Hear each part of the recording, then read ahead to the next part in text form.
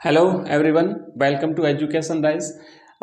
ये हमारा निबंध लेखन के कुछ महत्वपूर्ण विषय हैं। बहुत सारे बच्चे कह रहे थे सर इंपॉर्टेंट टॉपिक बता दीजिए किस पर निबंध आ सकता है, तो इसीलिए ये क्लास मैं आपके लिए लाया हूँ। और इसमें से कम 5-7 इंपॉर्टेंट निबंध तो मैं आपको रेडी करके अच्छी तरह से लिखवा दूंगा। 2 तो हमने करा दिए हैं और आने वाली हमारी क्लासेस में शानदार ढंग से करवा दूंगा। पद्य की पंक्तियों के साथ, साहित्यकारों की पंक्तियों के साथ शानदार ढंग से तैयार करेंगे। एक बार मैं आपको यहाँ पे ये दिखा देता हूँ कि कौन कौन से टॉपिक आपके परीक्षा के दृष्टिकोण से इंपॉर्टेंट है, क्योंकि हर बार इसी में से लगभग 4-5 टॉपिक आपके पूछे जाते हैं। तो ये शानदार टॉपिक है, इस पर आप निबंध तैयार कर सकते हो। हालांकि मैं भी आपको अवेलेबल करा दूंगा, फिर भी आप अपने हिसाब से कर सकते हो। तो अब यहाँ पे हम देखने वाले हैं कि वो टॉपिक कौन कौन से हैं। देखो, निम्नलिखित विषयों में से किसी एक विषय पर आपको 300 शब्दों में निबंध लिखना है। पहला टॉपिक हो सकता है बाल विवाह एक अभिशाप। इस विषय पर आप निबंध तैयार करिए, हर साल पूछा जाता है, एक शानदार टॉपिक है। दूसरा है राजस्थान के लोकगीत।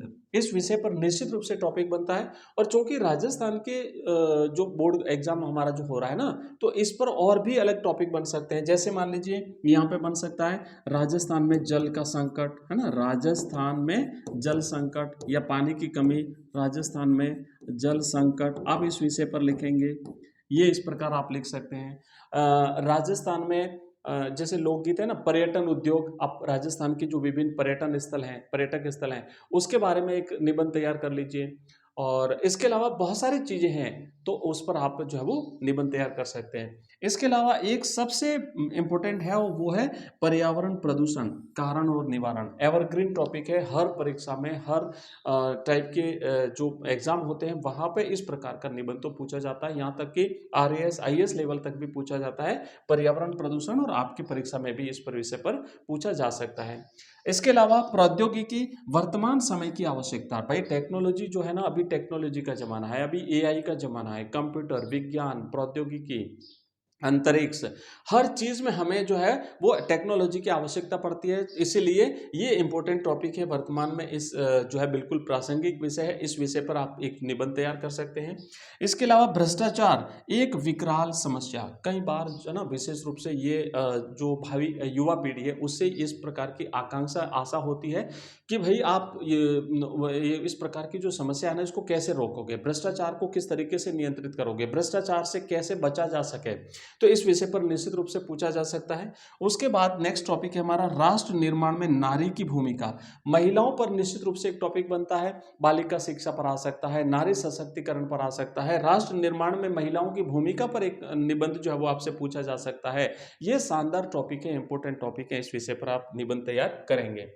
आगे बढ़ते हैं। देखो, नारी की भूमिका राष्ट्र निर्माण में के साथ साथ है ना, राष्ट्र निर्माण में युवाओं की भूमिका, इस विषय पर निबंध आ सकता है। इसके अलावा क्षेत्रवाद और भाषावाद राष्ट्र निर्माण में एक रुकावट, इस विषय पर निबंध पूछा जा सकता है।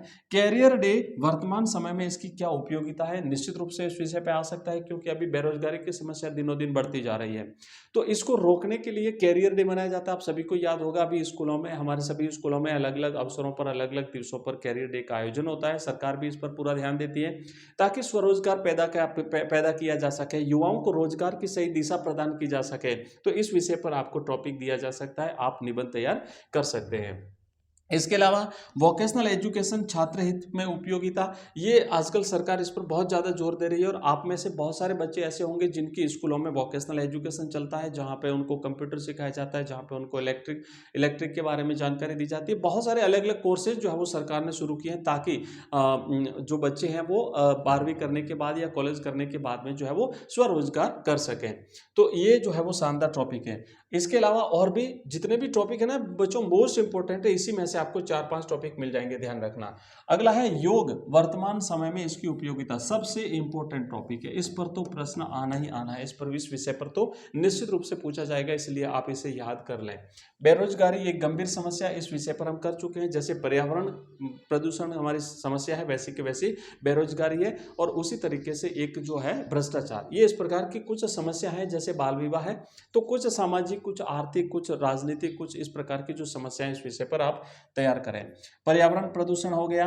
5G प्रौद्योगिकी विकास में सहायक या बाधक, आप इस पर इस विषय पर, अब तो कि 5G तो हो गया काफ़ी टाइम से, तो शुरू भी हो चुका है, इससे थोड़ा सा और आगे बढ़ेंगे, हो सकता है AI पर पूछा जा सके 5G के स्थान पे। AI का मतलब समझते हो ना आप, आर्टिफिशियल इंटेलिजेंस है ना, AI। तो इस विषय पर निश्चित रूप से आ सकता है AI जो है वो ये आ सकता है, विकास में सहायक है या बाधक है, निश्चित रूप से आप इस पर ध्यान रखना। अभी जो बता रहा हूँ उस पर तीव्र गति से बढ़ती जनसंख्या रोकने के उपाय और साथ ही साथ साहित्य समाज का दर्पण, इस विषय पर तो हम निबंध लिख चुके हैं, ठीक है। अब मैं आपको दिखा दूं, ये जितने भी टॉपिक है इसमें से हमने जो रेडी किया है, मेरे प्रिय कवि गोस्वामी तुलसीदास, इस पर मैंने आपको लिखा दिया, निबंध बता दिया था अच्छी तरह से। आने वाली हमारी इस क्लासों में हम और देखने वाले हैं, साहित्य समाज का दर्पण है, ये भी हम निबंध कर चुके हैं। इसके अलावा मैं आपको और बता देता हूं, जो शानदार ढंग से हमने निबंध तैयार किया और मैं आगामी अपनी क्लास में आपको ये देने वाला हूं सारे के सारे। अगला हमारा निबंध देख लो बच्चों, है बाल विवाह एक अभिशाप। तो किस तरीके से हम तैयार करेंगे, ये मैं अलग से एक पूरी क्लास लूंगा, उसमें आपको शानदार ढंग से इसे समझा दूंगा। हमने रेडी किया वो सारे मैं आपको दिखा देता हूं। राष्ट्र निर्माण में युवाओं की भूमिका, उसके लिए क्या क्या पॉइंट होते हैं, कैसे आपको लिखना है, सब कुछ कंप्लीट रेडी है। मैं आपको आने वाली जो क्लासें हैं वहां पे उसमें अवेलेबल करा दूंगा ये सारी चीजें। नेक्स्ट हमने और तैयार करके रखा हुआ है, मैं आपको दिखा देता हूं, मन के हारे हार है मन के जीते जीत। कई बार परीक्षाओं में तो पूछा जाता है, सबसे अच्छे निबंधों में से एक है। इस तरीके से पद्य की मैंने तो मेरा हर निबंध इतना शानदार ढंग से तैयार किया है कि बच्चों आप अगर इसी को याद करके चले जाते हो ना, आपको अलग एक्स्ट्रा मेहनत करने की आवश्यकता नहीं है, तो आप शानदार ढंग से परीक्षा में लिख करके आ सकते हो।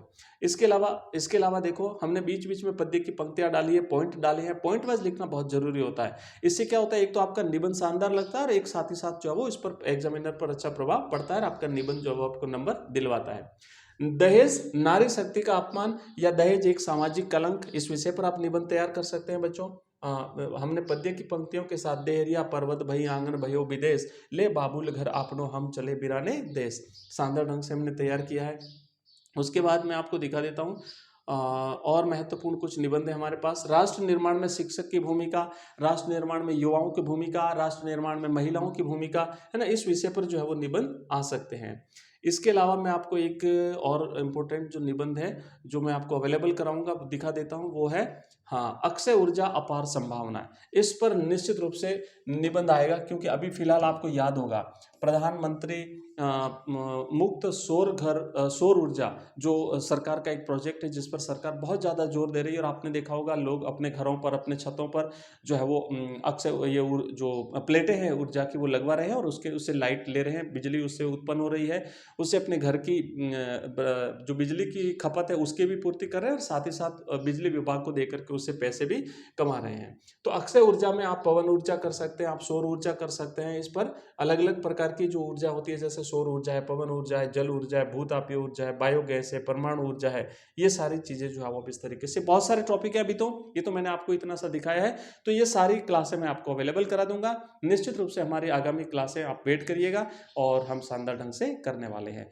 इसी के साथ अगर कोई आपका कमेंट है तो इस वीडियो के कमेंट बॉक्स में डाल देना और निश्चित रूप से हम अगले क्लास में उस पर बात कर लेंगे। थैंक यू, धन्यवाद।